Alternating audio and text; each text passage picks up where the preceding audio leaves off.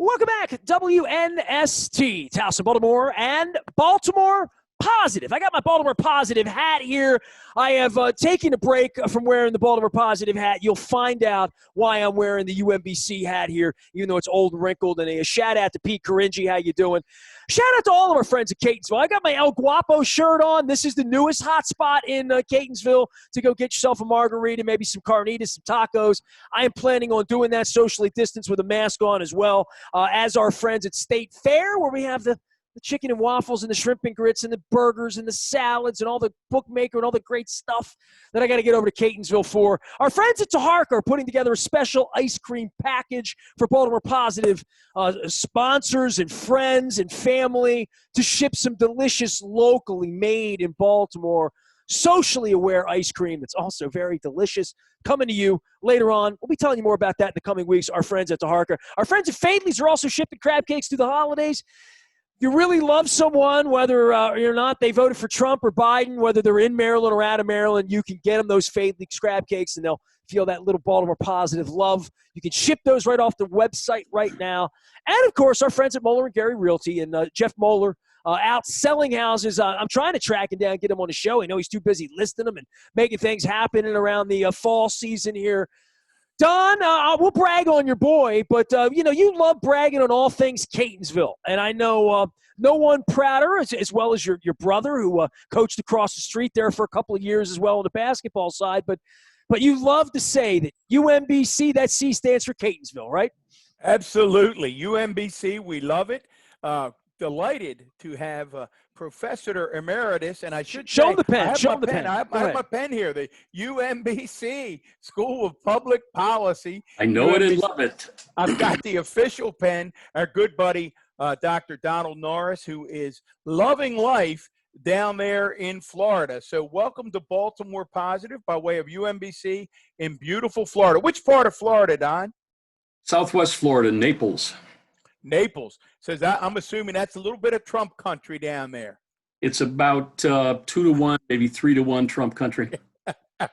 Well, I couldn't think of anyone better as Nestor and I, as we go to record this, folks, as we're recording it, we still don't have a president-elect. It appears that Joe Biden's path is a bit easier. Some networks have called Arizona, some have not. The vice president is trying to close the gap in Georgia and Pennsylvania. They appear bullish. Trump appears defiant. Who the heck knows where we're going? I got an email from you, Don. It's a great jumping off point. You said, wow, this did not go according to the Democratic Party's game plan for either the White House, the House of Representatives, or the Senate. Never have truer words been spoken. What happened? You've been making sense of things for people for a long time. What happened? I wish I could make sense of this. It doesn't make sense to me because I usually rely on the polls, and the polls are usually pretty accurate, but they were horrible this year. I took a look at polls as of, I think it was last week. I sent them to you, Don. And I had Biden winning Michigan, Pennsylvania, Wisconsin easily, picking up Arizona, Nevada, and just, walking on into the White House. He was up 10 points, according to the polls nationwide, and he's won with, I think, 2.4% of the popular vote, and we still don't know what the electoral vote is, although AP has him at 264, but the Washington Post has him at 253. That's without Arizona, obviously. He's absolutely got to win either Pennsylvania's 20 electoral votes or Nevada's 6. Nevada's 6 puts him at 270. If he doesn't win either of those, Trump has another 4 years in the White House, because I don't think that Biden can win out in Georgia, although they're still counting votes out of Atlanta. And Biden and Trump's lead there, I think, has been cut to 18,000. So it, I suppose, is possible. But the polls were way off. And I'll give you some idea of how far off they were. The polls had Trump up 9% in Wisconsin. He won it by 0.7%. 0.7%. They had him up 7 in Michigan. He won that by 2.4. Up 7 in Pennsylvania. He's currently down 2.6, 164,000 votes, with 89% of the vote counted. Fortunately for Biden, if there is a fortunately here, most of the votes yet to be counted are from heavily urban areas in Pennsylvania that favor Trump. So, I mean, that favor Biden. So it's a possibility. The polls had him up 4 in Arizona, which he won by 2.4, 3% in Florida, and he lost Florida by 3.4, 3% in Georgia. He's currently down 0.4%, up 2% in North Carolina. He is down 1.4, and they're still counting. And he was supposed to be up 7% in Nevada. He's up there 0.6%, and they're still counting. So the polls were just wrong. They weren't even close. But why did that happen? Because people aren't honest. Well, I don't. What do you mean by that, Nestor? You talking about people? Look, we've had pollsters on here, forever. Full disclosure, my entire livelihood for 30 years in the radio industry has been with this science of sending out a postcard to someone and saying, "What do you listen to?" And I don't see this as wildly different than calling somebody. I know there's science, and I know there's 1,000 people out of 100,000. I just don't think it's possible in my mind to really guess what 250 million people are going to do. We do it all the time. If it's done scientifically and it's done right, this is why I can't explain this. This is the first time since 1948, the Truman-Dewey election, where the polls have been this wrong, this close to the election. Even the 2016 election had Hillary winning the electoral, the popular vote by 2 points, which she did, but they weren't polling in the states. This year they polled in the states, and they were way off. There's going to be a reckoning. The whole industry's got to take a look at what happened and why, and it could be just possibly that Trump voters lied. Trump voters said they were voting for Biden, and at the last minute they voted for Trump. But we had a theory last week that Trump voters can't be found, that they won't be found, they won't be outed, no one will ever know. You know, and if I had money sitting in the Cayman somewhere, I wouldn't be taking a pollster's call. Well, once again, Don and Nestor, and we had Patrick Gonzalez on last week and again, if people want to caffeinate up and listen to a pretty lively discussion on Baltimore Positive, I mean, that was pretty lively. And in retrospect, Patrick appears to have been right. Patrick said that here's what his gut told him, Don, and it made no sense to me either, but it appears to have been borne out. Majority? The silent majority yeah. argument? Patrick said that if he polled the nation, looking at all the polls he looked at, he was pretty confident that he would come up with a Biden 10-point lead. He said, however, that everything in his gut and his instinct in talking to voters led him to think that Donald Trump would win the election on Election Day, basically buying into that Trafalgar group who, as you know, traditional pollsters like to, Trafalgar, they don't know what they're talking about because they have this algorithm where they build in these socio factors, they build in this hidden Trump factors. Well, now, for the second election in a row, Trafalgar appears to be the only group that can sort of puff their chest out and say, we got it again. Yeah, what appears to have happened, and we don't have the data yet, but what appears to have happened is that the Democrats turned out in huge numbers for mail-in voting and absentee voting, and it looked really, really good. The Trump people did not turn out significantly for mail-in and absentee voting, but they turned out in huge numbers on Election Day, which surprised everybody, I guess, except the Trumpers. But again, all the Democrats are out of their way at the polling stations, right? Literally. Pardon me? All the Democrats were out of their way at the polling stations. Oh, yeah, it was easy, right? It was easy to vote. They showed up and voted.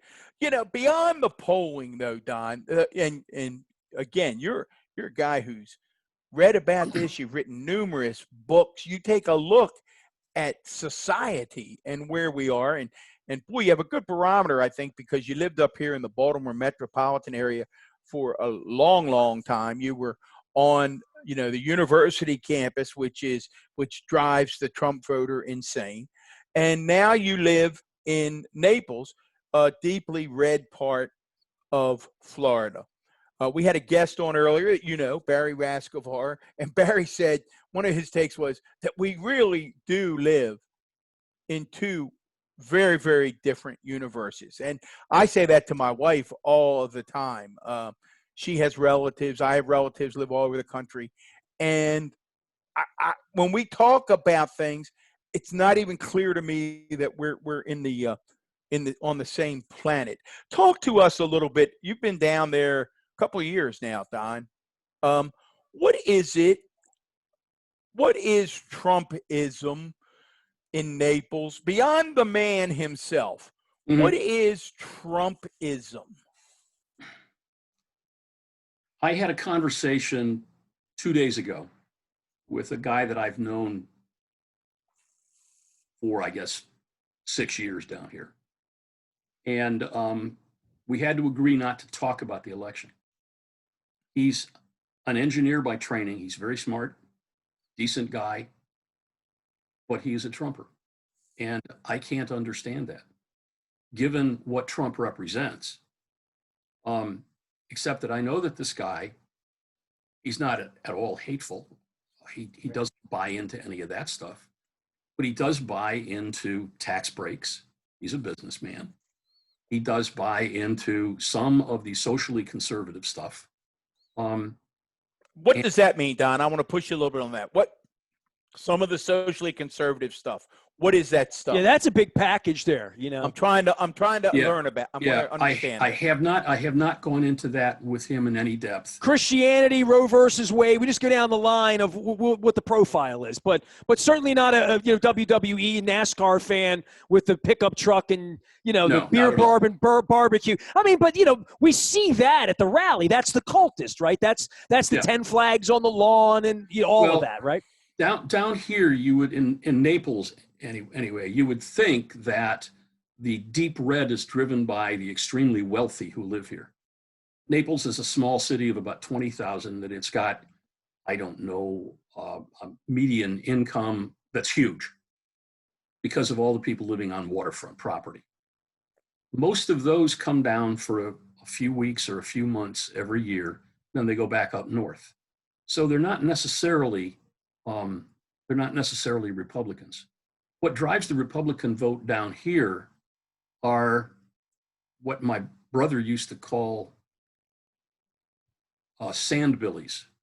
They're not hillbillies because we don't have any hills down here. It's all beach. These are the low-income, marginally economic white folks. The county is over 300,000, and there's over 115,000 registered Republicans. Well, they can't all be rich. And there's about 50,000 registered Democrats. So it's the reverse of Maryland. And it's the working class that you would think would be voting in their economic self-interest, but they're not. They're voting in their social self-interest. If you look at the folks that go to the rallies for Trump, they're not rocket scientists. They are driving pickup trucks. And they need health care. And they need health care. That's right. They need health care. We all need health care. Yes. The Republican Party over the years has been able to sell the working class a bill of goods. Basically that if you support us, we will give you the social policies that you want. In other words, we're going to discriminate against blacks. We're going to discriminate against women. We're going to discriminate against gays. Well, the Supreme Court has said you can't do that.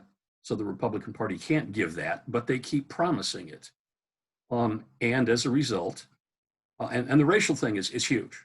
when Lyndon Johnson signed the the Civil Rights Act of '64, he turned to Bill Moyer and he said, "I've just given the South to the Republican Party." Now, it took 40, 50 years, but it's there and it's pretty solid, except for places like Virginia that's now blue, and North Carolina that's trending that way, and to my great surprise, Georgia that's beginning to trend that way. But not Texas, as we heard for a week leading up to the election. But Texas. Yes. Well, but I think, that's where one of the polls where the polls were wrong. They had Trump up 1% over Biden. What did he win it by? 5 or 6? 5 or 6 points.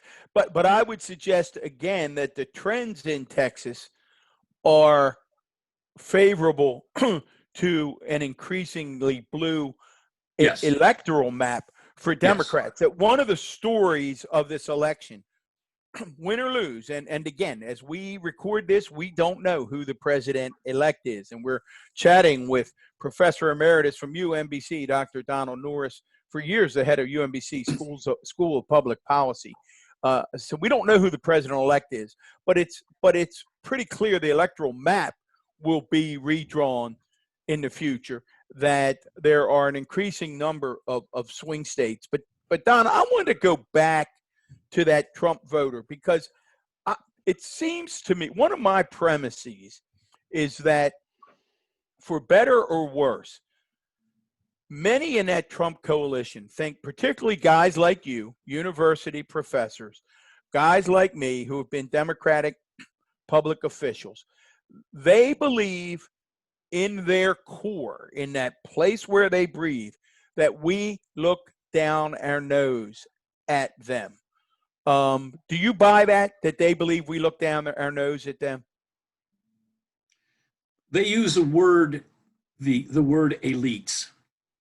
Bannon used that an awful lot, the coastal elites. We are the coastal elites, and therefore we're bad. We look down on them, whatever. It's part of the Republican narrative. And it works, right? And it works. And saying socialist enough works. Well, we certainly work down where you are. So the big picture question that I'm asking every one of our guests today: do Democrats have to rethink their message? And within that, I think, Tom, where this is going to get really complicated, and it's going to affect both parties, because it seems to me in the Congress we're going to have the Freedom Caucus on the right, which is an outgrowth of the Tea Party that began in 2009. They now live in the Freedom Caucus, and they're the ones that drove John Boehner into retirement. On the left, in the Democratic side, you're going to have the AOC, or I guess what folks affectionately like to call the tribe side, and the progressives and the Bernieites on the Democratic side. And then you're going to have this, what I'll call the Biden coalition, whatever it is, in the middle, along with a few Mitt Romney, Susan Collins, Lisa Murkowski type of trying to get things done. Are we just going to be stuck in the mud, Don, or is there a way out? Is it possible to govern this country anymore? I guess that's what I'm asking. It would have been for the next 2 years if the Democrats had been able to take the Senate. They didn't take the Senate. They may pick up 1 or 2 seats, but they're not going to pick up the 3 that they needed. I think that's an interesting observation, that there wasn't any sunburn for any of them associated with Trump. Trump bringing out more people rose those boats, right? I mean, that 5 to 8% that all the pollsters got wrong on all of them, that unfindable person that's the real story. He's going to lose probably, but they're all going to win, right? And it's spilled down out before, Don, before you jump in, because I know you've read a lot about this as well. Nestor, what you're just describing didn't only allow the Republicans, again, you talk about polls being wrong. The day before the election, there were articles all over this country saying that Republicans were going to fall to levels in the House they hadn't seen in 2 decades, that they were going to lose 70 seats. And they picked up 5 seats. They won seats. Yes. There were articles all over the country that said Democrats were about to flip state houses and state legislatures. They lost. State Yes. house. I think when State Democrats legislature. get together in think tanks like this, and Professor May, you know, we all sit around and watch this and say, a plague openly lied about everything. You know, forget grabbing the women on the bus 4 years ago. We've seen this. There is no platform for the policy wonks. There was no website to even go to even say what he would do. And all of us thought this would sunburn everyone, right? That if you're calling this leadership, the American people will reject this. They didn't. Yes. And why did that happen? Well, in 2016, one could argue that it happened because the Democrats nominated somebody who was toxic, who ran a terrible campaign and wouldn't get out in front of the biggest issue that she faced, her emails. She still won the national vote by what, 2 million votes? 3 million? 2.6, yeah. Yeah, 2.6 million votes. She still won it, right? So we have this perverse system that the founders established to prevent tyranny. It was called the Electoral College, thinking that Congress would be smarter than the American people if an election, you know, had to be decided by Congress. But that hasn't worked out very well. It was an honor system. Teach it to me. One of the reasons, Don Moeller was my high school guidance counselor in 1982. So one of the reasons you're here right now is the inspiration of Baltimore Positive to learn things. But I think a lot of people, we had Ted Venetoulis on last week lecturing us about this.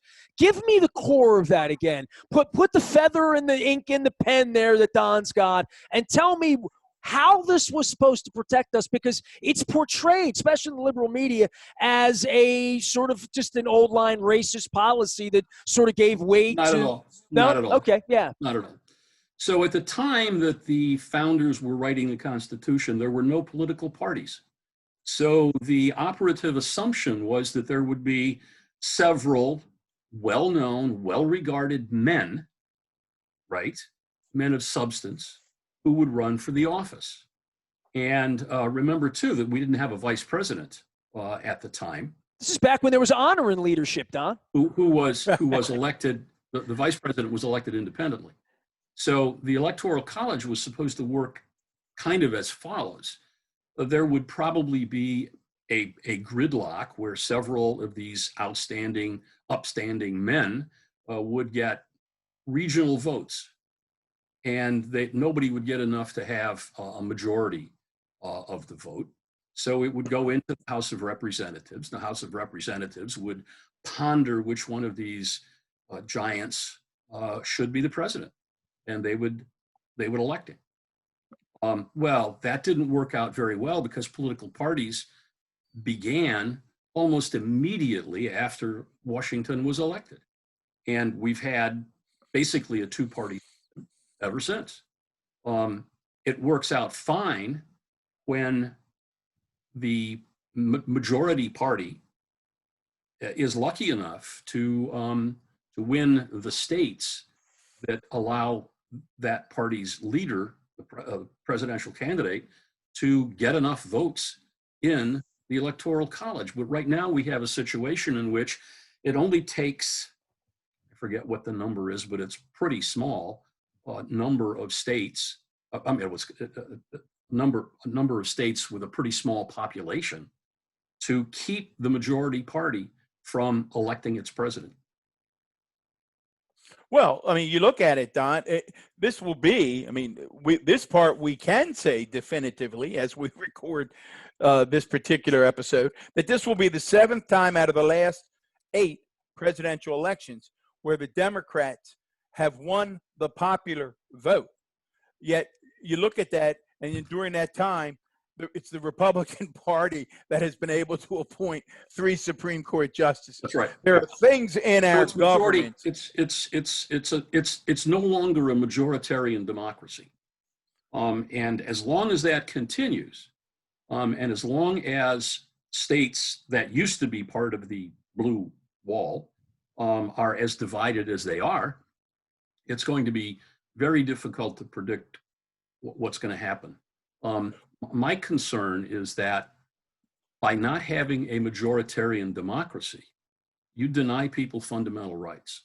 The right to vote, for example, is no longer what it once was if a minority can determine who the president is. Well, again, it's so interesting. This is, Nestor, I know this is what drives you crazy. And it's why, I mean, we've made no bones about it. We hope for a variety of reasons that the president-elect will be Vice President Biden. But as we got ready to record this morning, I just shook my head and I said to my wife again, the president is tweeting, "Stop the vote," Yes. while his supporters in Arizona are chanting, "Count the votes." So he Yes. wants to stop the votes counting Where it will hurt him. where he's winning, but keep counting where he's losing. It's that kind of thing Yes. that people don't seem to be able to make sense of. Well, as we and we appreciate you've been very generous with your time. As we move to sort of wrap this up, let's not even consider 4 more years of a Trump presidency for a minute, because we know there's no way you could predict anything about that. It'll be chaos, and every day it'll be a new chaos. Well, that's a prediction. That's a prediction. Chaos. But let's but assume. it's Well, I mean, pretty we can good go to one. bed on that, right? Chaos followed by more chaos. Now, Right. let's assume for a minute, though, that this centrist 77-year-old Joe Biden, who knows the Senate like the back of his hands, who's been friends with Mitch McConnell forever, what does – we're going to have you back before 2 years, but if we came back 2 years from now of a Biden presidency, what will it look like, Don? Well, psychologists tell us that the best way to predict a person's behavior is to look at their past behavior, right? Future behavior, past behavior. Well, I don't think Mitch McConnell is going to change a bit. I don't think the Freedom Caucus of Republicans in the Senate are going to change a bit. I don't think any of those Republican senators are going to change a bit. So I think it's going to be gridlock. The House will pass legislation. The Senate will kill it. Will there be some areas where the two can talk? Probably. Infrastructure is probably one. If there is a vacancy on the Supreme Court, I would bet that McConnell will not allow that vacancy to be filled while he has a majority in the Senate. So I think there's going to be gridlock. There will be, as I said, some areas where they can probably agree to cooperate, but I don't think there are going to be very many. Ever since Newt Gingrich came on board in the House in 1994, the Republican Party has gone from a party which was a party of principle to a party which is nothing but about power, and they will use any tool in their toolbox to get power and to retain power. It's about fighting all the time, and just staying in office. They used to have principles. They've got no principles anymore. Well, that's a pretty, Nestor, that's a pretty grim outlook for the next 2 years. At least he's got a great Cuban place down there in Naples. You know, I got a spot down there. I'm going to send you, Professor. I want to go back to the Electoral College just because that's going to be the story here, right? The 270, 271. We've seen these models of 269, 269, right? And that would bring on its own thing. But hearing you talk about the founders, and it drives me mad, and it must drive a 19-year-old kid on your campus crazy, right? To say that these old men, like 300 years ago, all got together and they thought like the same amount of people were going to go to Wyoming as were going to go to California. Well, they didn't even conceive California, right? So, I mean, it really is incredible that we are an old-fashioned place, to take into account that hasn't changed in any way. And there's been no movement to change that, as Don always likes to point out, 7 of the last 8, right? Like literally, we're now a lifetime. If you're 75 years old, you're a lifetime into this system. It's worked pretty darn well for the length of time that we've had it. But it doesn't work with any other democracy in the world, right? Most other civilized places, most votes wins, right? Like points in a football game. Most places, and right? that's been almost the case. That's been the case in almost all presidential elections certainly in the modern era. But it doesn't work any longer. Yet, because it's in the Constitution and it takes a two-thirds majority to pass a constitutional amendment, we're not going to get two-thirds of the states to do it, because for at least a third of them, or 40%, it works really well, because they are the minority and they can determine who the next president will be.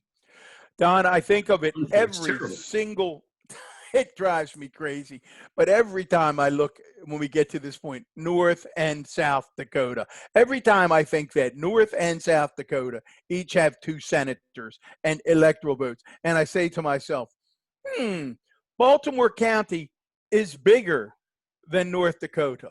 Baltimore County is bigger than Wyoming. Baltimore County is bigger than Alaska. Baltimore County is, I mean, it really, if you drew it, I love the founding fathers. I love them. I love Hamilton. I love the whole shtick. He even loves the play. This one, I love it. I love it all. On this one, this is one where, as you say, may have outlived its usefulness, but I think it's here to stay.